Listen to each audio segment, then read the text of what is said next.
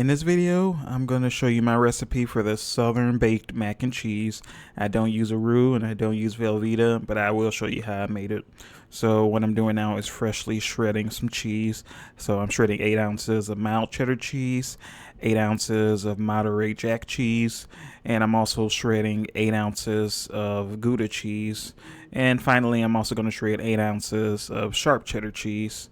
I don't recommend using pre-shredded cheeses because they contain anti-caking agents, thus they won't melt as efficiently in the oven.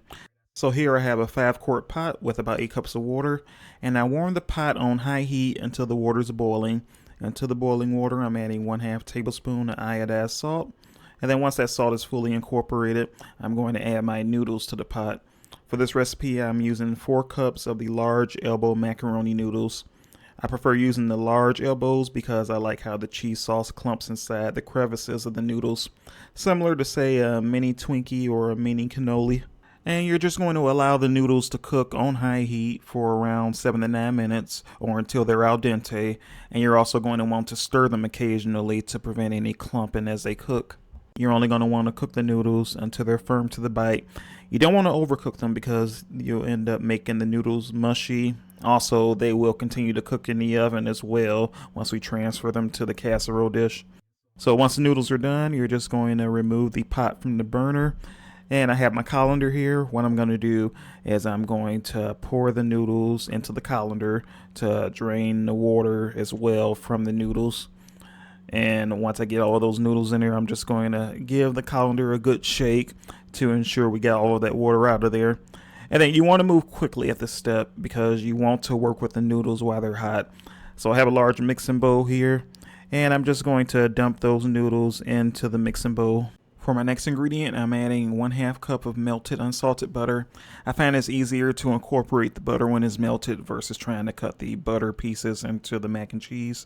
I also added 4 tablespoons of whipped cream cheese. That's equivalent to 2 ounces of the whipped cream cheese. I prefer whipped cream cheese because, again, it's easier to incorporate versus trying to buy the block and soften it. I also just added 1 cup of evaporated milk. I find the evaporated milk makes for richer tasting mac and cheese as it contains much less water than whole milk. And now I'm going to add 2 cups of heavy whipping cream. Since we're not using the roux for this recipe, this will give the mac and cheese a creamy texture. And I forgot to mention that I do like to give the macaroni noodles a good stir every time I add an ingredient. I find it's much easier that way, incorporating all the ingredients versus trying to mix them together at the same time. Also, the size of the bowl that I'm using is 8 quarts if you would like to use the same size bowl. So now I'm adding the cheeses to the bowl with the macaroni noodles. And same thing, you want to add each cheese and stir one at a time. You want to avoid trying to add all the cheeses at once, then stirring, because then you'll have a much harder time evenly distributing the cheeses throughout the noodles. And with the evaporated milk as well as heavy whipping cream that was added, there should be enough liquid to ensure the cheeses are well blended with the noodles as long as you do it one at a time. And the cheeses that I added to the bowl are the sharp cheddar cheese, the Monterey Jack cheese, and the Gouda cheese. I'm going to save the mild cheddar cheese for something else a bit later on in the video. So once you finish adding all of the cheeses and ensuring they're well incorporated with the macaroni noodles, you're going to move on to adding the next ingredient. And now I'm going to add 2 extra large eggs that are lightly beaten. This will give the mac and cheese a firm custard-like structure. You want to add them towards the end because if you try to add them at the beginning, you'll end up scrambling them with the hot noodles. And once you finish stirring in those eggs with the mac and cheese, we're going to move on to the fun part, which is our seasonings. I'm adding garlic powder, onion powder, mustard powder, iodized salt, ground black pepper, and ground paprika. And you can find the exact measurements for these seasonings linked in the description below. And you're just going to mix them together with the mac and cheese until they're well combined. And once that's done, what I'm going to do is take the bowl and I'm going to transfer the mac and cheese into my casserole dish.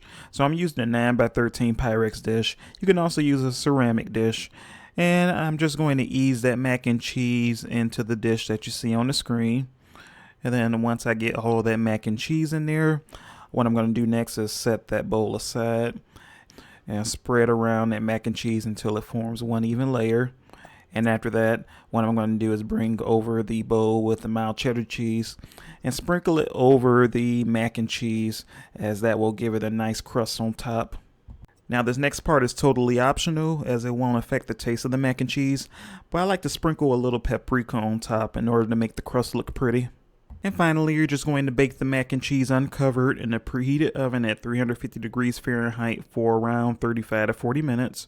And then once it's done, you're going to carefully remove it and allow it to cool for around 10 to 15 minutes before serving. Now the best part about this recipe is that it offers the best of both worlds. Some prefer the mac and cheese to be wet where it's all runny and loosey-goosey.